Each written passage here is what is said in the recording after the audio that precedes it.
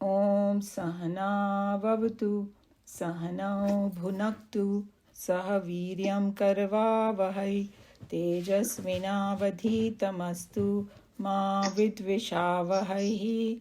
Om Shanti Shanti Shanti. Hari Om Shri Gurubhyo Namaha. Hari Om. वसुदेवसुतं देवं कंसचाणूरमर्दनं देवकी परमानन्दं कृष्णं वन्दे जगद्गुरुं कृष्णं वन्दे जगद्गुरुम्. So we are on chapter 8 of Bhagavad Gita, and we finished verse 22, and we are going to be starting verse 23 today of chapter 8. It has a little mystical language in the next couple of verses, and it can be interpreted a lot of different ways, but I obviously like Chinmayananji's interpretation a lot, but we'll see. So we have to, it's going to be a little bit difficult, but I'll try my best. So before we go, I wanted to just summarize a little bit so we have a right context of where we are. Just have to mute few people over here. Okay. So in this chapter, Bhagwan told Arjun that one who remembers him at the time of death and leaving the body, he will attain him. And the others who are thinking of other things and all that, they will attain other worlds, and those other worlds are temporary. We saw all these, but I'm just kind of summarizing it. And so they are born again. So that's not the final destination. And then he talked about that up to the highest loka, which is the Brahma loka, the loka of the creator, all lokas are temporary, changing world, and they're different fields of experiences. And then he also talked about that, so one keeps on going. If you don't attain that highest, then what happens is you go from one world to the other and keep coming back to the earth and all that. So we saw that. And these all worlds are basically limited by cosmic time. We saw that Brahmaji's day and night and all that. And as basically what it was, that one day of Brahmaji, so many creatures are born and then they die and then they come again. And in the daytime, all that constant chakkar is going on. And at the end of the day, for him, a complete dissolution happens for a while. So that's just for one night. Then again in the morning, it will start. And then, so this is how this chakkars are. Again, in the morning, it manifests. So we saw that whole thing. So then Krishna Bhagavan said that these beings are born helplessly again and again and go through various experiences. And we saw that because of their tendencies and vasanas. It is not a statement of like complete disappointment, oh my God, helplessly. But he's just telling, if you don't, attain the highest, then you will be in that chakkar. So we have to just remember that. So that means all of us who are here on this earth right now, we were here before. That's why we have come back, right? So in this world, and many other worlds, God knows where all we have been in different experiences, variety of forms, life forms and all that. And kind of experiencing variety of different things. And so he was just talking about that, how we may not remember all those things. Obviously, we don't. But all the impressions of all the previous lives are with us. So that's another very important thing. And these, this is a little bit technical terms. It's going to come now, but maybe we have already talked about it. If not, then this is a good time. So, where all these impressions are stored in that subtle part of our body, that particular thing is called the causal body. Or Sanskrit mein bolte karan sharir. Why have we come back and all that? Because those impressions are there. That's called the causal body. And then the other body is the subtle body. And we saw subtle body is the mind and intellect and senses. And the subtle form, they are subtle body. And then we know about the physical body. It's called the gross body. Whatever we pick up from this earth and create this body. So that's how these three bodies are there. So you can look at it as though the Atma or our soul, Atma is, or self is enveloped in these three: causal, subtle and gross body. And because these terms are going to come now again later, so it's better to kind of review them. So what happens when the person dies is the physical body is left behind. Okay, but the causal and the subtle body, they don't die. They take up another body or identity, and this is how the life goes on. So what Bhagwan was saying, that the one who ultimately attains him, that jiva becomes free. And we had discussed that how all these physical body is gone back to physical elements, when we die, but then the subtle body, when you attain that, then it goes back to the subtle elements. Because there was a question, I don't know, Urmilji is here. In fact, whatever questions she raised last time, that's exactly what all the answers are now in this. Where do we go? All different variety of things. So this highest abode of Bhagwan, where we ultimately, he wants us to strive for, so that we become free. So that dham, or you can call it nature of Bhagwan or abode of Bhagwan, that is the highest, he said. Supreme abode, he called it, for all beings.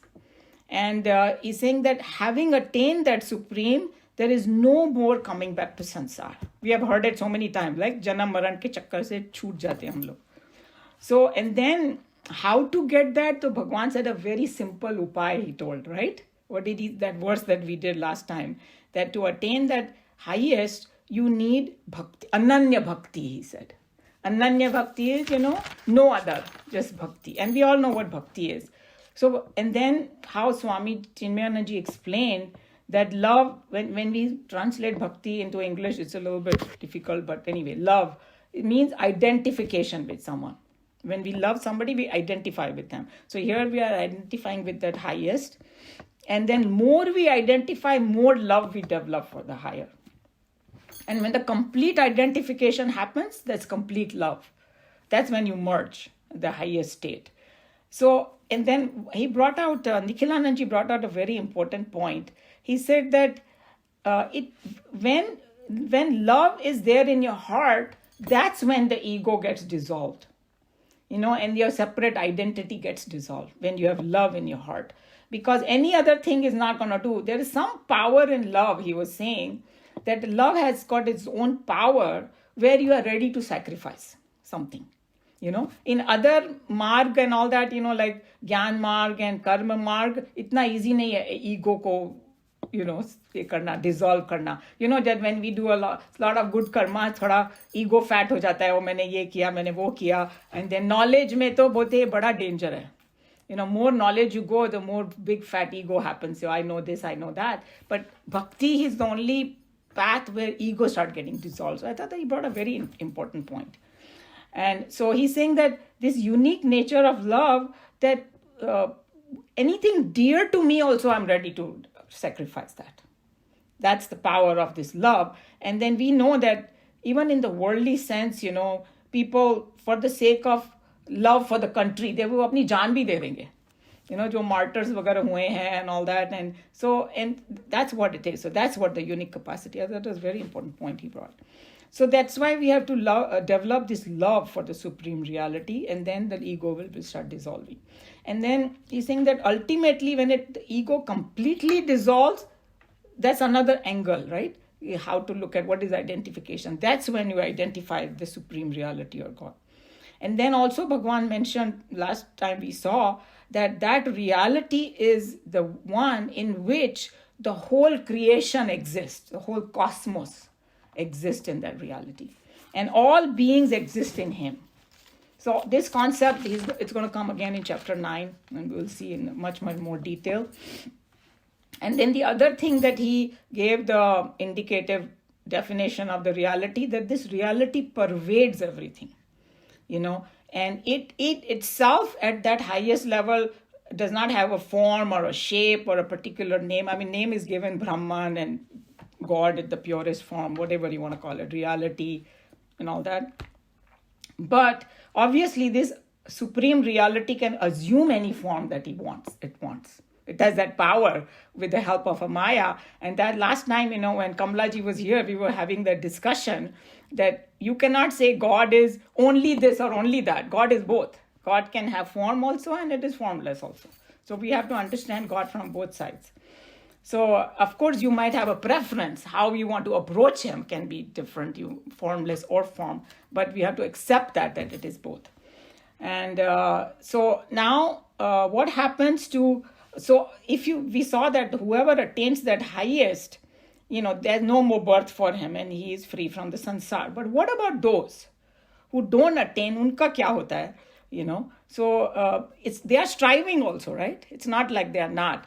So all that is being answered in the next, several verses. So this Bhagwan takes up this topic about what happens to these people in what we are going to do today. It's going to start from today. He's just introducing a little bit.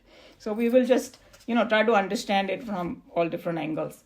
So वैसे तो variety of things can happen, right? But for our understanding, what Bhagwan did was he divided it into two different paths. They call it path, And so that seeker can take after death these two paths. जैसे बोलते हैं ना कि हर एक path में भी variety हो सकती है. But just to simplify it right now, understand it with two different paths. So these are the people who either they are doing karma yoga, upasana, contemplation, meditation, and all that comes under yoga and seeking and all that. So here Nikhilananji was explaining that once a person dies while striving like this, then various possibilities are there. And so one of course we know, he already talked about it, that attain the highest.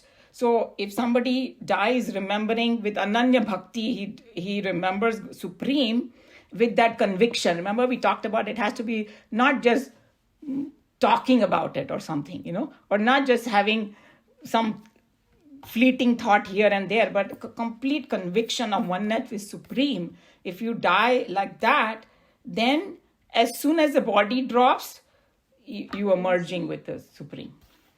Or you can call it moksha, no more coming back. That person is already jivan mukt bhi ho sakta hai wo, but we have discussed all that. But as soon as the body drops, that's it. But then what are the other possibilities based on the scriptures? So, the other possibility is that different things can happen. One is when you drop the body, you can be born again very quickly, because it's like what Nikhilananji was saying, it's like you sleeping and then you're waking up in another body. बीच में कुछ ज़्यादा gap ही नहीं है. ऐसा भी होता होगा, because he is talking about it, so I'm sure, because nobody knows. This is the scriptures are telling us, right? So, and the other possibility could be Jiva is taking its own time. It's not immediately, he's not taking another body. And that period can be different for different people. So those are the different possibilities, So, and then he was also saying that, hey, where can they be born? They can be born again as a human. Or in a worst case scenario, you can go down, lower yonis, like animals and birth. I'm not putting down any animals, but compared to human, it's a devolution. Because they have to face a lot more difficulties, the animals. So that's also a possibility. He was just talking about different possibilities. And then, so when say somebody is taking a little longer to be born again, then they are in, he called them, I was talking about holding place. Remember last time I was trying to think of some name. He called it transit. It's the same thing. Holding place or transit is identical words in travel. So, here, this transit, you are devoid of the gross body. You exist in the subtle body, in the subtle world. Okay? So, and he's saying that this state is also described in our scripture. When you don't have the physical body, but you are existing in the subtle body. And then the next, another possibility could be that you are born in some other loka. And we taught the higher worlds, they call it, depending on our sanskar and our impressions and all that. And the scriptures have different names for it, they call it Pitru Loka and Swarga Lok. Some people think that Pitru Loka and Swarga Loka is the same place, another maybe two different ones. And who knows, जैसे बोलते हैं ना अलग-अलग नर्क होते हैं, वैसे अलग-अलग स्वर्ग भी होते होंगे. कि भाई, depending on what you desire and what is your karma and what is your impressions and all that. So, then basically, if you're going to that different lokas, you experience all the joy and all that. But we talked about it in the previous, chapters and all that. That when the punyas get exhausted, then you are born again on the bhuloka. So this is just a little vacation that you get because you have done all these good. So all those, we're just reviewing all those things. So these all different possibilities are there. And then we saw in this chapter that you can be born in some higher lokas of devatas. You can become one. Indra and, all the different people and all that, Vayu Devta, and all that. You can assume all those forms. If depending on your own conviction and sadhana and all that, you could be promoted to all those areas. And then if you have done a lot of negative, if तुम्हारे खाते में negative karmas बहुत हैं, then obviously then you will be going the lower world, and then you have to suffer, experience sorrow, pain, and we know, all of us probably have heard of the Garud Puran. Everybody's scared of it because उसमें different नरकों के, different hells के description है, and all that. So, we don't want to get too much into that. So if you are all studying Geeta, so Bhagwan says somewhere in that, he tells Arjuna, don't worry, you are born of divine qualities. If anybody's studying Geeta, we ought to be afraid of all those hells and all that. So anyway, these are just for us to understand. So there are so many interesting possibilities that the person can get to. And then you can go up to highest loka is Brahma Loka. You can become Brahmaji yourself. अगर इतने ज़्यादा पुण्य किए होंगे. So those are all the different things. And then we saw that in this chapter that how in Brahma Loka also, that if you reach the Brahma Loka, you still have to study scriptures and continue your sadhana. Brahmaji will be your teacher. And then you will get self-realization. And this method of going to the higher and higher lokas are called Krama Mukti in Sanskrit. Krama Mukti is liberation in stages. Instead of going the direct route, this is, and then we have heard that that word sadgati, right? Somebody passes away, हम लोग बोलते हैं उसको सदगति प्राप्त हो. तो सदगति मतलब higher lokas.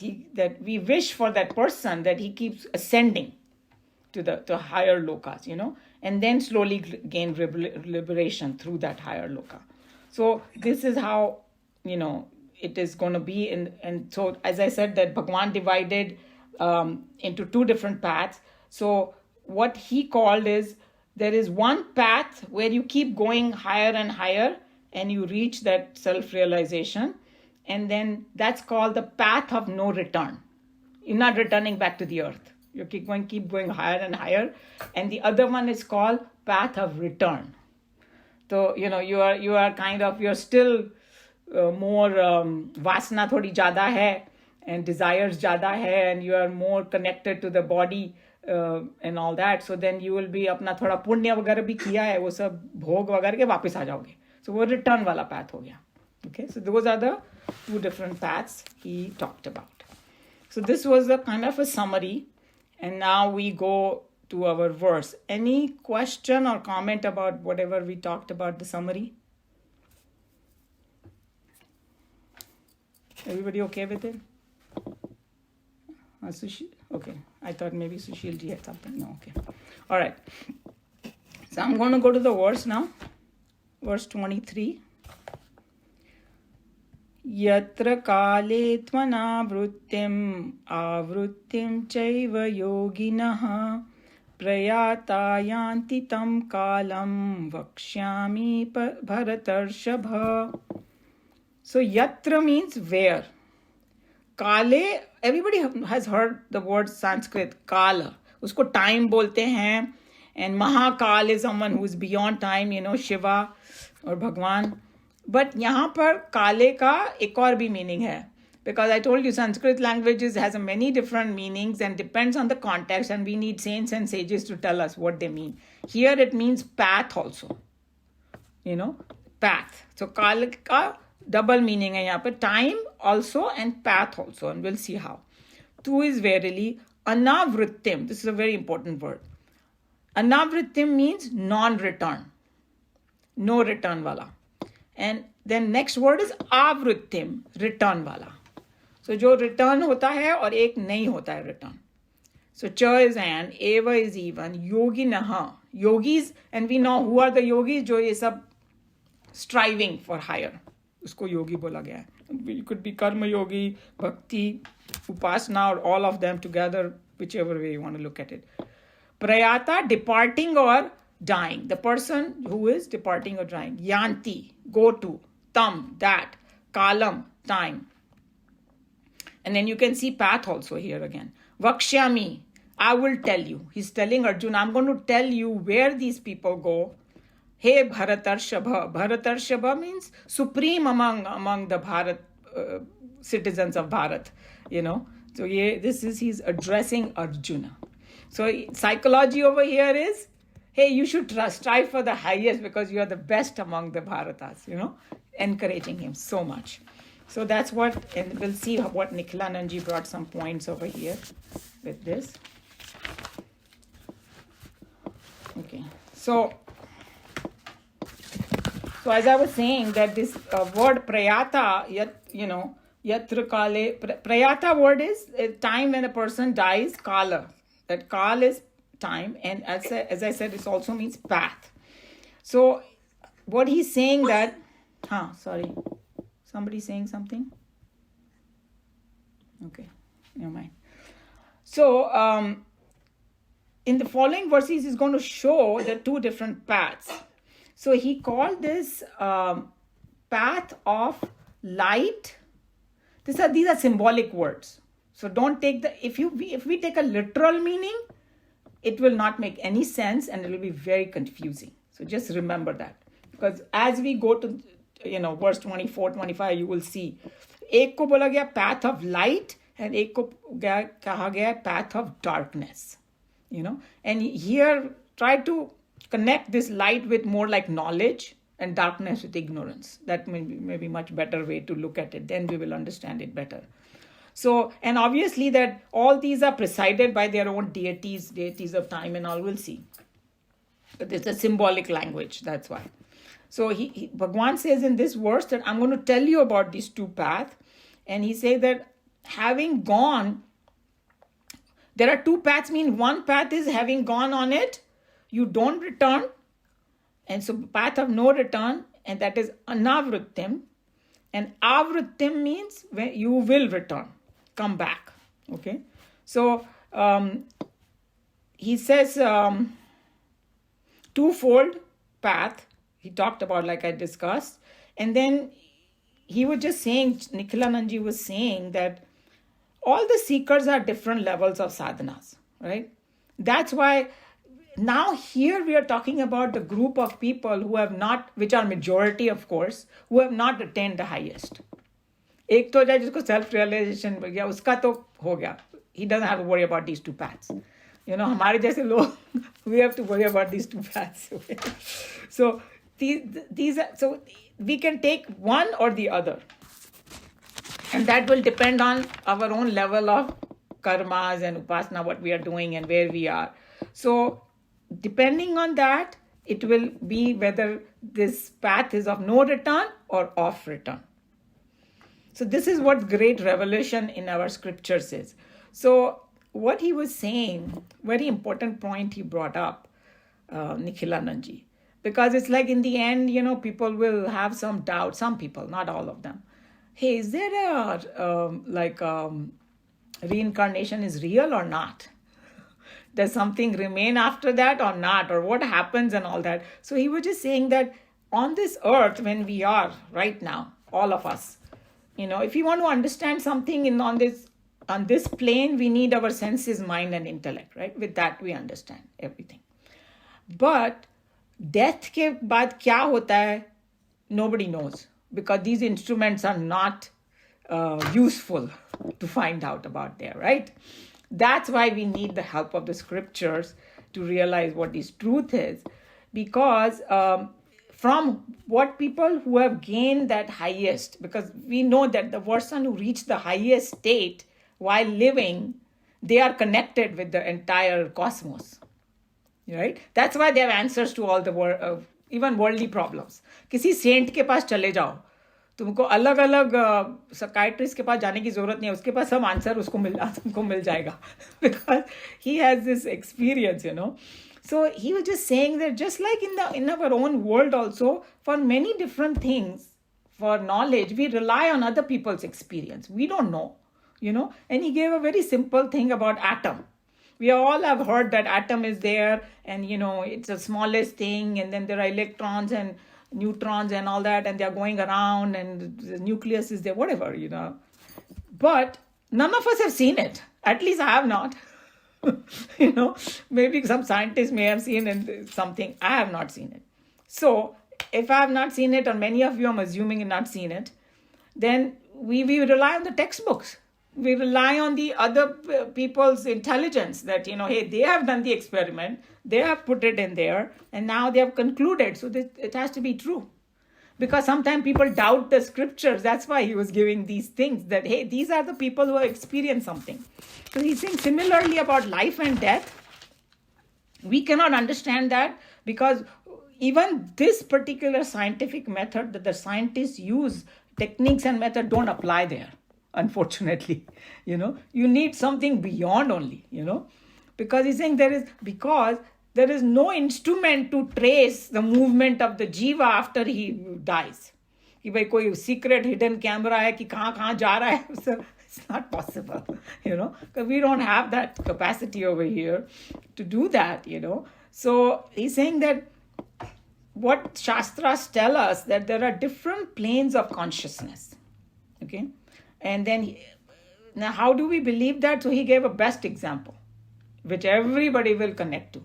He gave the example of a dream, okay? He's saying that suppose a person is sleeping, and you are right there while he's sleeping, and he's dreaming. This person is dreaming.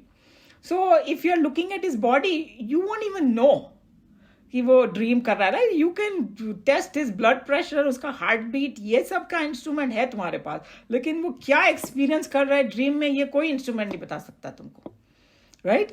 और अगर शायद यहाँ तक कोई बोल देगा कि वो अच्छा ड्रीम देख रहा है या बुरा, बिकॉज उसके चेहरे का भाव देख के कोई बहुत मुस्कुरा रहा होगा ड्रीम में, तो वो बहुत अच्छा सपना देख रहा है and he is like in stress और समथिंग, उतना शायद, okay, but we don't no.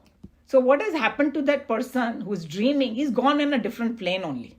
Some other level of consciousness he has reached. See, these are the things that we have to think about, So he's saying that same way, now apply the same principle, कि कोई बोलता है स्वर्ग में पहुंच गया हो, तो it's not कि कोई दूर चला गया कोई and all that. ऐसा भी हो सकता है, I'm not saying, but it's also possible that the swarg is another consciousness ka level. It's right here, but I just cannot connect because this world is physical and that world is not, So that's what so it is very important. And then he gave another very good example that we should connect to, that एक तो होता है space, बोलते हैं हम लोग, space यानी आकाश जिसको बोलते हैं संस्कृत में. तो एक होता है कि फिजिकल आकाश जो हम लोग को दिखाई देता है, वी कैन comprehend कि भाई ये खुला आसमान वगैरह, it's not blue, the space is dark, but anyway we understand that space is a vast thing.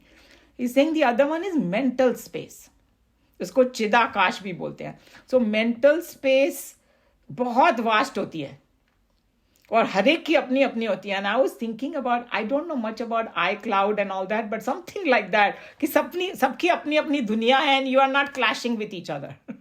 See what I'm saying? Chidakash is so vast, this space, mental space in our self, that we have stored so many things in there. You have your own mental space, I have my own, and they are not clashing. We never think about it that way. Just like in iCloud, you have your own storage and I have my own, but then and I don't even know where they are storing. I don't understand all the technical part.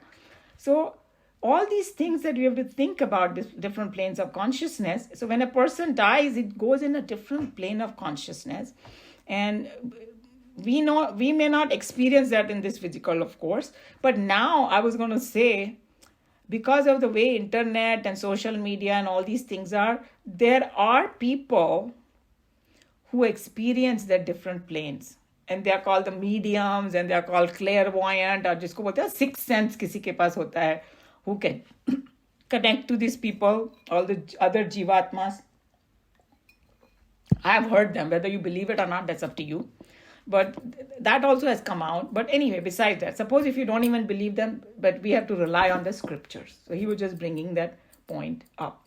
So this verse, Mena, he has not gone yet what those two paths are, but he's just preparing Arjuna to say that there are two paths.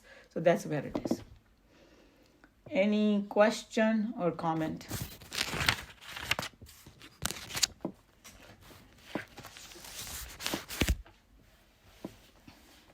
I was not going to go into the other paths right now, even though we finished a little bit early, but that's okay. But at least, we know that there are two paths. And one is path of light, they call it, where you ascend and go higher and higher lokas. And the other one is, and then you don't return back to the earth. And the other one is you do return back to the earth. If you're more vasanas, more... that's why it's called darkness. We don't have to take it so negatively, because at one point Krishna Bhagwan is saying that unko dono ko yogi bola unhone. You may be striving and not there yet and still return. That's also okay. As long as you are making some progress, eventually you will be at the path of no return. So that's how we have to look at it. And the other way that Swamiji is going to tell us that, Krishna Bhagwan says in one of the verses that these two, both the paths are like eternal paths.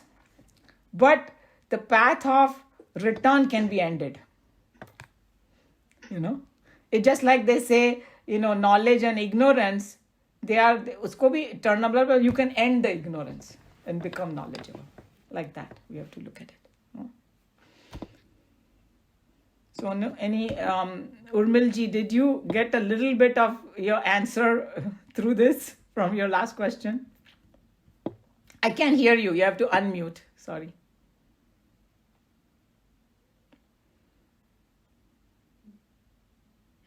Yes, I got it. Huh. Yeah. Okay. Yeah, I was thinking about, you mentioned causal body and subtle body and physical body. Uh-huh. So subtle body is in the second or last stage, right? That Okay. Brahman. No, not like, this is how you look at it. Brahman is all pure. Right?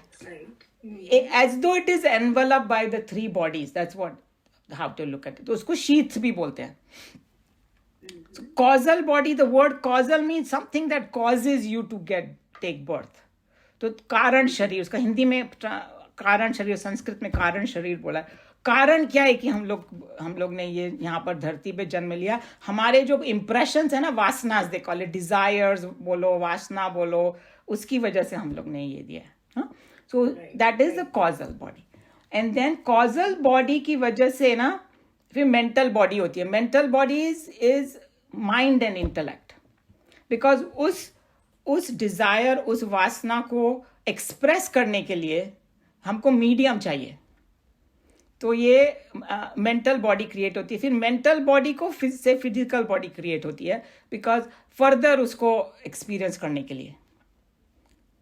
So those are the three bodies. That's how you have to look at it. But Atma is pure. So whole idea is to get rid of these bodies. Right. To become one with the Atma. तो अगर उसका कारण ही आप निकाल दोगे तो फिर तुमको मेंटल और फिजिकल की जरूरत ही नहीं है. Right? So वो इसीलिए वो causal body is the cause of everything. वहां तक पहुंच जाओ. And then all these sadhanas that are mentioned in Bhagavad Gita, like karma yoga, bhakti yoga, jnana yoga, they are to dissolve those, impressions and desires and all that. Right. Yeah, so that's how the relation. So vasanas can be good or bad, right? One time you were saying. Yes, for our purposes, that's how we have to look at it. But in the end, Bhagwan will say even good vasanas are also cause of bondage. Okay? Good vasanas, so that's what it is. So it is like a chain of the way they describe in the Shastras is एक है लोहे की chain और एक है चांदी की और एक गोल्ड की चेन तो वो भी है. हाँ, so end में वो गोल्ड चेन को भी तोड़ना पड़ेगा आपको. लेकिन गोल्ड चेन को डायरेक्टली तोड़ना मतलब गोल्ड तक पहुंचना इतना आसान नहीं है. So that's why I say, you have tamas, rajas and sattvic personalities we have all together mixed. उस सत्व को बढ़ाओ. Then it becomes like a springboard to even break that. But if कोई एकदम तामसिक आदमी होएगा, वो बोलेगा मैं कल से ना मेडिटेट करूंगा और एकदम भगवान से जुड़ जाऊंगा, कुछ नहीं होने वाला. So that's what it is. So you got to gradually, it's like, किसी में बहुत मैल चढ़ा हुआ है, उसको धीरे धीरे स्क्रब करना पड़ेगा, एक सम से नहीं निकलेगा वो. Yeah, go ahead. Right. I mean, normally when we think about Vas, like Budbu, right? Budbu. Okay, Vasna, very good question. So Vas is actually neutral thing. एक तो होती है बदबू और एक होती है खुशबू और एक होती है सिर्फ वास. So Vas is the reason they said कि वो वासना है, वो वर्ड उधर से ही आया है. बू से ही आया है वर्ड, लाइक गंध बोलना चाहिए हिंदी में. सो जैसे कि एक हवा जा रही है और कोई फूल आया तो वो फूल की इंप्रेशन ले लेगी हवा, फिर अच्छी खुशबू आएगी. गटर के ऊपर से जाएगी तो बदबू आएगी. We may get diverted. Can I follow the question which she raises? I think unless there are knowers of object, how can these objects exist? These objects exist only because of the knower of the objects. So the knower and the known is one. What we say, the vasana and other thing, they are not different. They are basically, if you go to our Vedic literature, they say that the object which exists only because of the knower. And if there's a knower, then there's no object. If there's no object, there's no knower. So same is with context with the vasana. So the knower and the known is one. The knower and the known is one. So there's nothing right, nothing wrong. Everything is filled with God consciousness. See, what you are talking about is at a very high level, but we are trying to understand this from the lower level. So that's why I was trying to explain that word vasana has come from that smell only. So जैसे हवा से ले जाते हैं ना, तो जैसे when we die, जो हम, like we were talking about, I don't remember what I have done in my previous lives, correct? But those impressions are there with me. And they are like that, हवा में जो smell आ जाती है ना, वैसे होती है वो. उस फॉर्म में होती है कि वो रहती है. So अगर मैंने बहुत अच्छे काम किए होंगे तो मेरी वासना का फ्रेग्रेंस अच्छा होगा. तभी लोग जो अच्छे अच्छे काम करते हैं. और एक गुंडागर्दी का, let me finish and then you can say it for sure. So if कोई गुंडागर्दी का काम कर रहा है, that means उसकी वासना वो बदबू वाली वासना है, लेकिन है दोनों की वासना. So obviously at our level, the खुशबू वाली वासना is much better because that's what's going to take you to higher. That's why Krishna Bhagwan's telling Arjuna, hey, start with this and then go to the highest. And then in the end, you got to become gunatit bhi bolte hai, or you have to transcend everything, And that's what I think Tejji is talking about. He's talking about the highest level, but you cannot reach the highest level just like that. So we have to understand that from the lower planes and then reach the higher. Okay, now you can say it, Tejji, what you want to say. And in simple, I try to simplify, but I don't know I'm correct. My apologies in advance. Whatever you do is divine. Whatever you do is divine. Whatever you do not do is divine again. Whatever you commit is divine. Whatever you do not commit is divine. That is what Lord Krishna says to Arjuna, if I understood, because I'm reading it from a little bit of Sanskrit and a little bit of trying to translate it, then this individual is being filled with the universal state of being Sarvamayo Jiva. That should actually get absorbed among the people who are here, that when we think in a simple situation like this thing, I think this is a broad daylight. I can see everything. And I assume that everybody can see everything. But if I take an owl, he cannot see in the daylight anything. The owl can see only in the darkness, but we cannot see in the darkness. That is what I think Lord Krishna was trying to communicate with Arjuna. So this is my little bit of understanding. My apologies if I'm not hitting the nail on that. See, this is what it is. Arjuna is more represent us with a lot of desire, lot of vasana, worldly people and all that. And the reason he chose Arjuna to give that highest knowledge, because he's encouraging all of us, hey, you can do it too. But how to do it, he's teaching through the yoga. One is, they call it Sankhya, and one is yoga. That's what he told Arjuna. I'm going to tell you both. Sankhya in this context was the highest knowledge. Then Arjuna thinks that, hey, if this is the highest knowledge, why don't I directly go with it? Why do I have to fight this war and all? Why can't I just go and meditate under the tree and become this highest knowledge? That's what it is, right? That's what we also think. Oh, just by reading and things, and I'll get it. No, I don't. Krishna Bhagavan said that's not going to happen. You have so much vasana, so much desire. First, you got to sublimate that. Then you will even understand this knowledge. Because Just adding up there is, he's trying to make Arjuna, I don't think he's making, but he's moving him to be a seeker. Finally, at the end of the 18th chapter, what he says is, now you have all knowledge, you have everything, but whether you want to go up or down, through all these 18 chapters, he wants him to be a seeker. How does he want him to be a seeker? Tell me.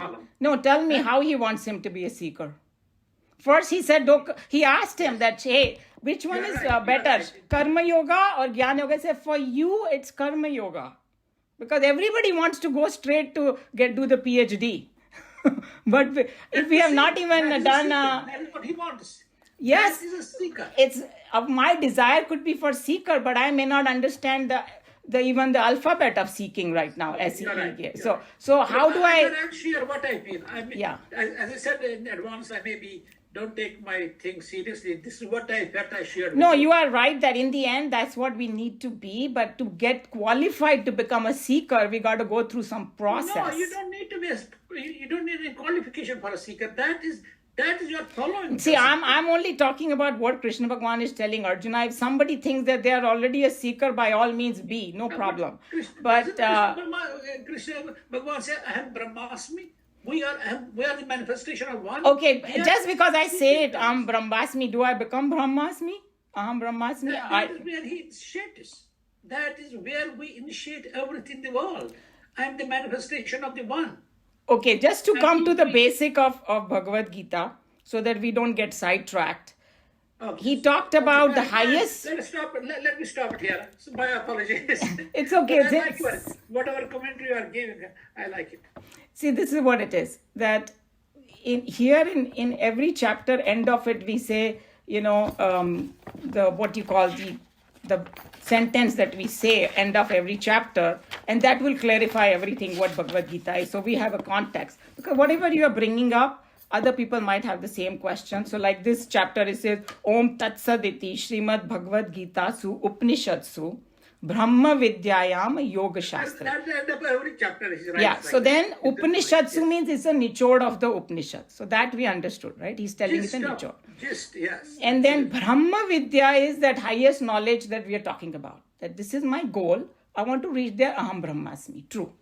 Then he says, I'm going to tell you Yoga Shastra. Yoga Shastra is the path to get there.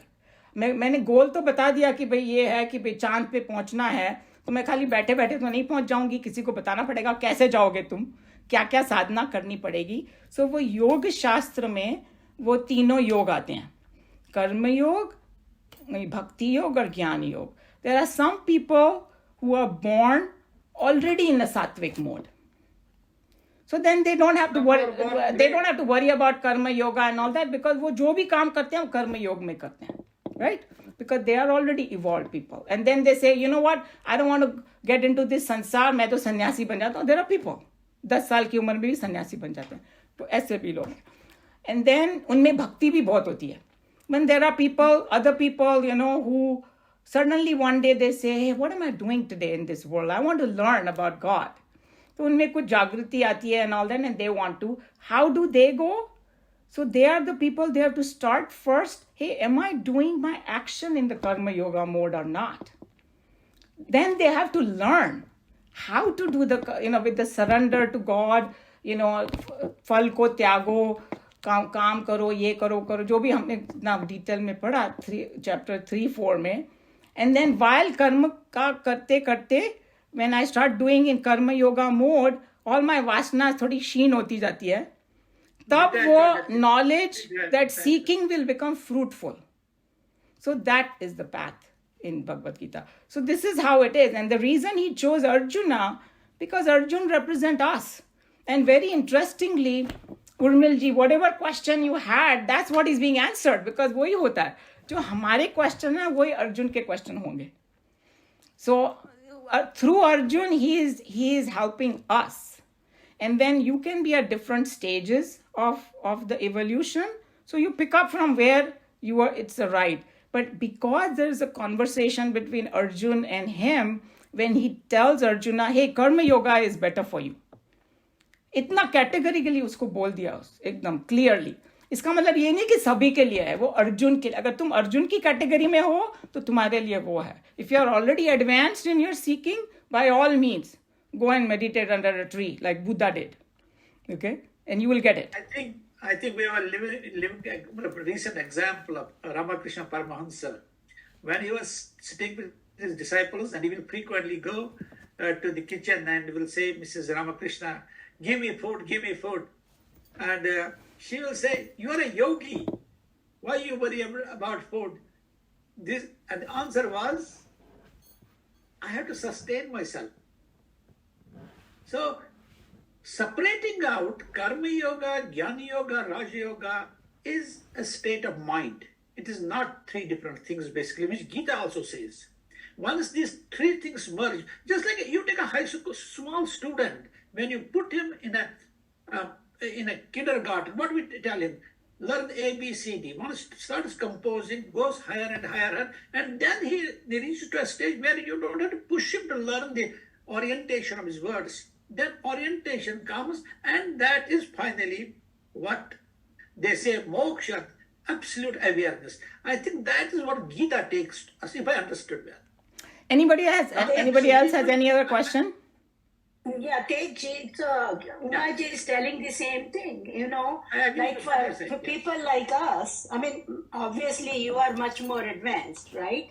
You already know all the fine points of Geeta, but we, like somebody like me, I mean, the first question always comes that why can't I just go directly and do bhakti? But where to go and what bhakti you want to do? But that's what she's saying. We have to do karma yoga because we are born here to do our duty. You do karma yoga from the day zero you are born. No, you don't do karma yoga, you do karma. So don't get confused between karma yoga and karma. That's a two absolutely different terms. Any karma is called karma, any action. But not everything is karma yoga. Karma yoga has to be done in a certain manner. Then it becomes a karma yoga. When you give up the fruit of action, when you surrender, when you accept as a prasada buddhi, whatever you get, you don't criticize and you say, why me, God? मैंने तो इतना अच्छा काम किया, मुझे ये फल क्यों मिला? None of that. So we have already kind of gone through it. It's okay. But I wanted to open it up to other people. There are still 5-10 minutes. If anybody has any question or comment on or anyone wants to add anything about this, whatever we are learning.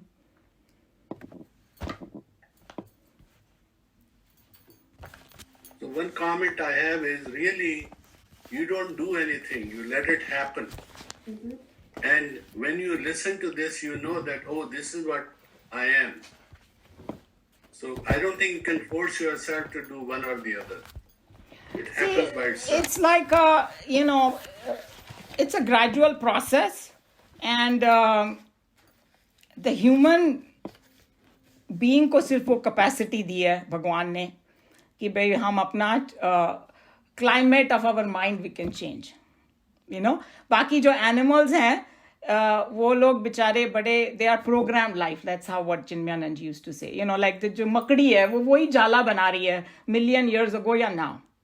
It's not making any other house with 5 bedrooms and 6 bathrooms. But humans को देखो क्या क्या बनाते हैं. And then if a lion is there, he will be masahari. You cannot change him.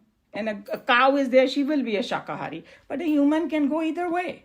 So you don't need to be a rocket scientist to see that humans को capacity दी है reflection की ये सब की भाई I can change the climate of my mind. If I have a lot of vasanas and भगवान ने दी है capacity, उसको कम कर सकते हैं हमारी जिंदगी में. So that's what it is. That's why we are, in fact, Chinmayanand ji used to say कि this Gita is for in-between people like us. जो एकदम गए गुजरे हैं ना, उनको तो वो गीता का ग भी नहीं सुनेंगे वो लोग. और जो लोग पहुंच गए हैं उनको जरूरत ही नहीं है. हमारे जैसे थोड़े कंफ्यूज लोग हैं ना, उनको जरूरत है इसकी, to put us on the right path. So that's what it is. That's what Gita is meant for us.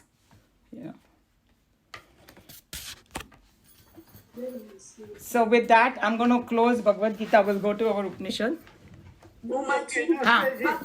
Sorry. We read it. This is a small paragraph. How about if we finish reading it? Oh, yes. Yes, and of then course. We can close it. You know what? It was my fault. I thought we finished, but we didn't. Yes. Thank you. Well, go ahead. You read it.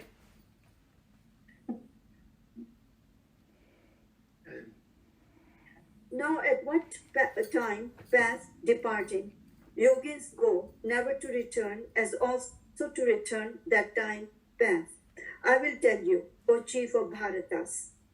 The Lord has already explained that there are two goals in life which men seek: the extrovert life of satisfying the ego and gaining its flickering joys among the sense objects, each experience of which soon sours itself to become sorrow, and the divine mission of seeking the imperishable by ending the ego in a rediscovery of its own real nature as nothing other than the eternal consciousness, the changeless substratum of the whole universe. So here we talked about, sorry, there's one paragraph, finish go one. ahead. Yeah.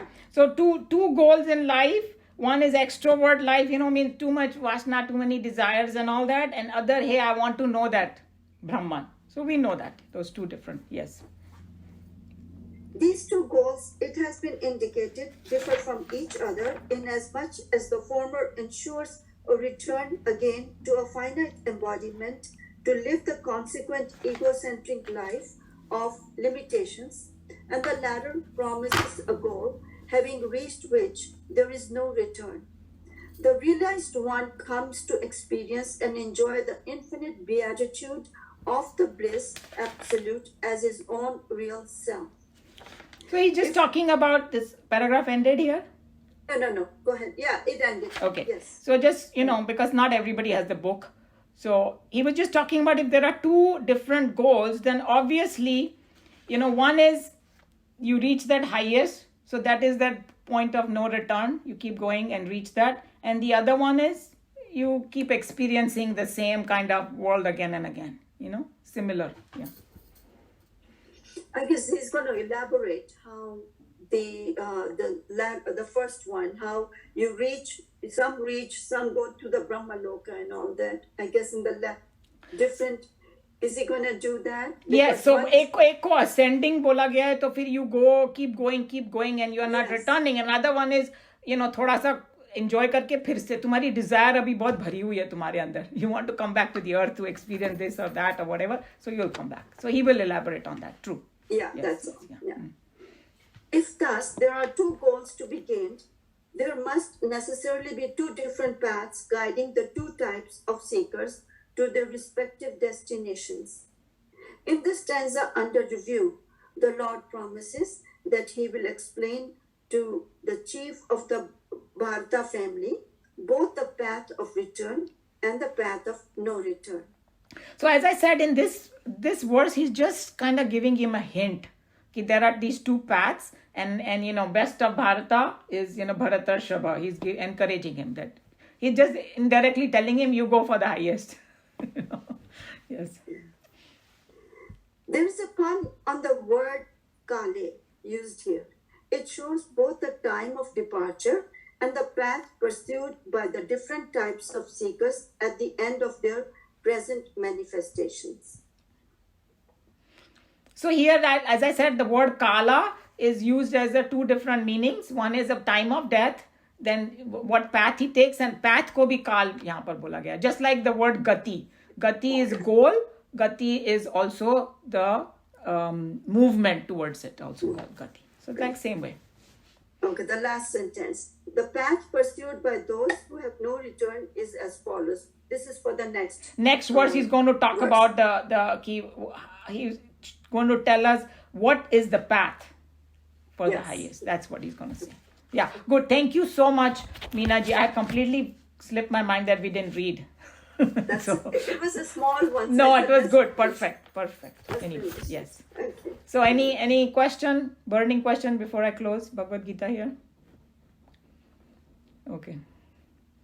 Sarvadharman parityajya mamekam sharanam vraja aham tva sarva papebhyah mokshayishyami ma shuchah. Hari Om Shri Gurubhyo Namaha. Hari Om. Okay. So we'll go to